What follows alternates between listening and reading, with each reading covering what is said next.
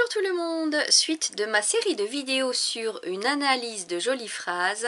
Aujourd'hui je vous emmène chez Cosette avec Victor Hugo et Les Misérables. Ce roman a été publié pour la première fois en 1862. L'histoire se passe dans la première moitié du 19e siècle et raconte l'histoire d'un ancien bagnard, Jean Valjean, qui sauve Cosette, une orpheline. Il va la sauver non seulement de la pauvreté mais aussi de la misère sociale. Voici la phrase que je vous propose d'analyser. Jean Valjean si inquiet qu'il ne voyait pas la tristesse de Cosette, Cosette si triste qu'elle ne voyait pas l'inquiétude de Jean Valjean.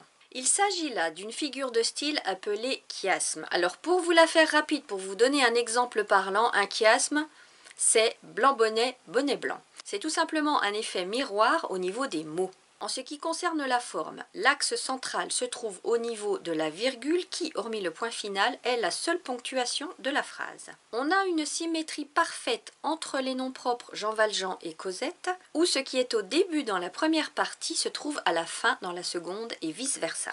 En ce qui concerne les autres mots, ce qui est intéressant est que Victor Hugo ici n'a pas mis en miroir les mêmes mots, mais la même famille de mots. Ainsi le reflet de inquiet est inquiétude et le reflet de tristesse est triste. Et vous voyez qu'il a joué aussi sur adjectif et nom commun. Et moi ça je trouve que ça crée une sorte de croisement qui donne un côté plus riche à ce chiasme.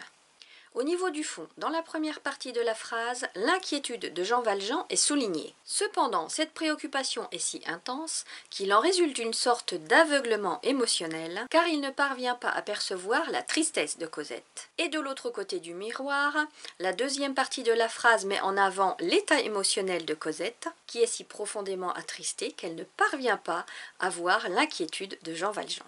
Là encore, je trouve que c'est habilement joué parce qu'on ressent la tension entre les deux personnages. Nous avons donc, au sens de la syntaxe, un reflet par l'effet de notre miroir, mais aussi un mur émotionnel empêchant à l'un de voir ce qu'il se passe chez l'autre. Victor Hugo est un maître, je pense que de tous mes auteurs, c'est celui-là qui me surprend le plus parce que je peux relire le même roman, je découvre toujours des nouvelles choses. Et si vous ne le connaissez pas, je ne peux que vous inviter à découvrir ses œuvres. À très bientôt, prenez soin de vous.